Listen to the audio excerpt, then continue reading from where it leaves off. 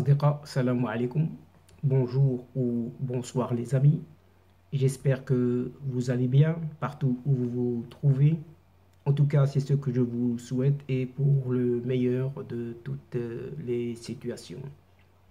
Bienvenue sur votre chaîne Bled Magharibia et merci de nous recevoir chez vous une nouvelle fois et parmi vous.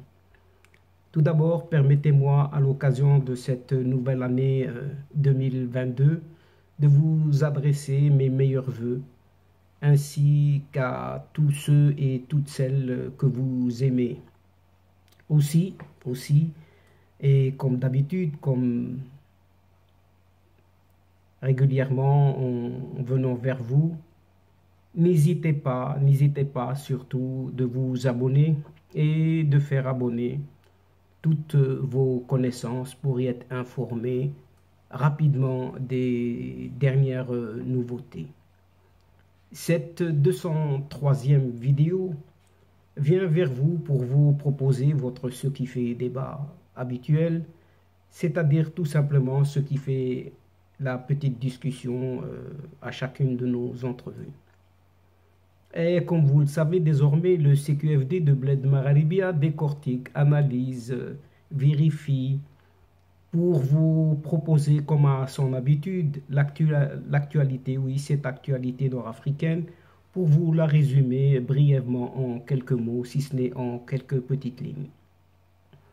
Et le CQFD de cette séquence se consacre sans détour aucun à cette crise socio-économique qui frappe de plein fouet cette Algérie et même cette Tunisie, puisque les aliments, oui, les aliments de première nécessité deviennent très rares avec des prix exorbitants et qui s'envolent de plus en plus. En effet, depuis quelques semaines, c'est au tour des Tunisiens avec les Algériens qui font face à de grandes pénuries de denrées alimentaires et un recul substantiel de leur pouvoir d'achat. À l'exemple de l'huile de table, aux œufs, cette fin d'année 2021 qui vient de s'écouler, qui est restée très douloureuse pour les populations des deux pays. Et d'un autre côté, alors que le Maroc, lui, s'apprête tout simplement à réceptionner des missiles, oui, des missiles français pour son système de défense. Et donc, chers amis, en cette Algérie et en cette Tunisie, la fin de l'année 2021 a été placée sous le signe des pénuries et de l'inflation. Les deux pays sont embourbés jusqu'au cou dans une crise économique et sociale exacerbée par les conséquences de la crise sanitaire et par conséquent en Tunisie, cette fois-ci en Tunisie, l'approvisionnement en œufs, simplement en œufs, a été perturbé depuis plusieurs semaines. Et la pénurie s'est ressentie dans les rayons des supermarchés et même dans les petits commerces. Mais alors, où sont passés tous ces œufs?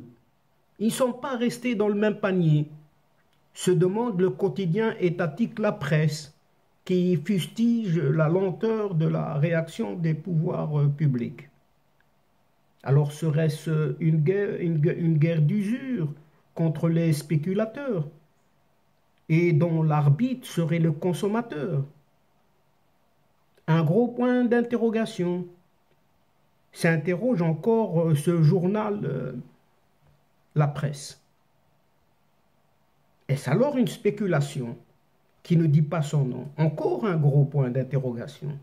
Et la réponse est bien évidemment venue du ministère du Commerce tunisien, qui explique la pénurie par la forte demande, soi-disant, faite de la part des familles et des professionnels de certains secteurs, notamment à l'approche des fêtes de fin de l'année, Ce que rapporte cette fois-ci le site d'information Tunisie numérique. Le gouvernement tunisien, donc, a par ailleurs intensifié ses contrôles pour faire face au phénomène très présent de la spéculation sur un produit dont le prix est théoriquement plafonné.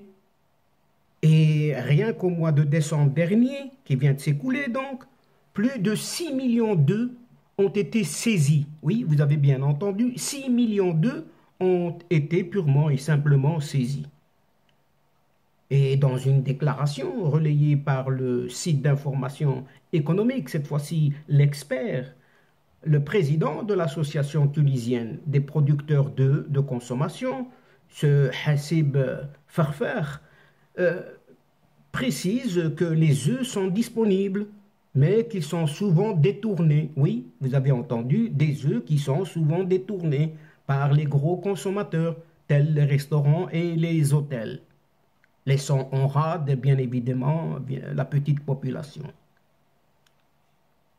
L'une des autres raisons de l'envolée des prix est la hausse des frais générés par l'alimentation des volailles. Encore un prétexte. Même constat pour l'huile végétale, subventionnée, quasiment absente dans les commerces de proximité, car très utilisée par les familles. Et par conséquent, cette huile de friture est également l'objet de spéculation de la part de grossistes qui stockent sciemment d'importantes quantités pour les vendre soi-disant. C'est une histoire, oui, c'est une histoire qu'il faudra donc suivre sans relâche et sans nul doute. Et pendant ce temps, oui, pendant ce temps, eh bien, le Maroc d'à côté, juste à côté, devrait réceptionner des missiles français, MICA, M-I-C-A, des missiles d'interception, de combat et d'autodéfense, ce qu'indique le quotidien espagnol La Razón.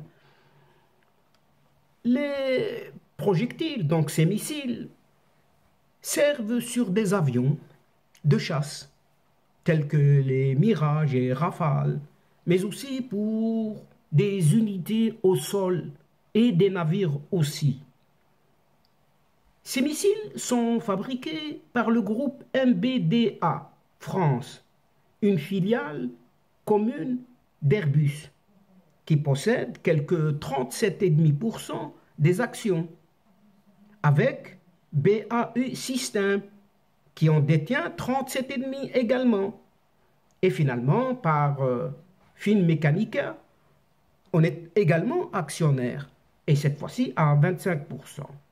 Et pour rappel, en mai 2020, le gouvernement marocain avait donné son feu vert à un emprunt de quelques 192 millions d'euros destiné à financer un contrat d'armement entre la Direction de défense nationale et la société française MBDA France.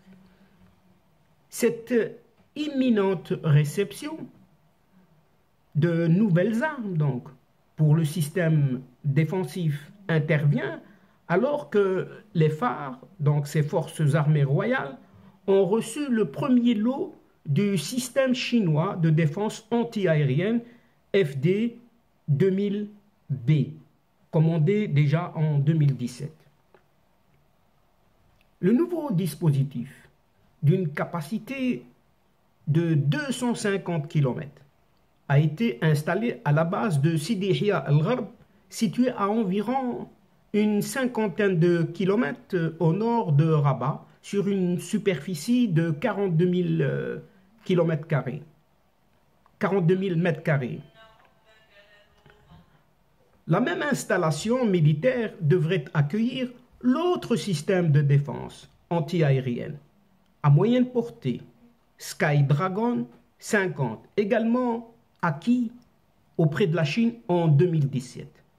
Et par ailleurs, pour conclure ici cette séquence, le Maroc poursuit les négociations avec l'autre partenaire, la société publique israélienne, IAI, Israeli Aerospace Industries, dirigé par Amir Peretz. Et Amir Peretz est l'enfant de Béjad.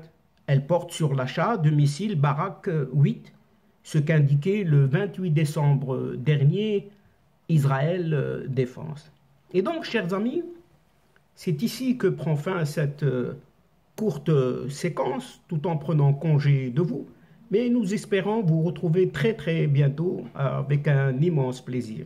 Mais avant de vous quitter, permettez-moi une nouvelle fois de vous souhaiter une excellente année 2022.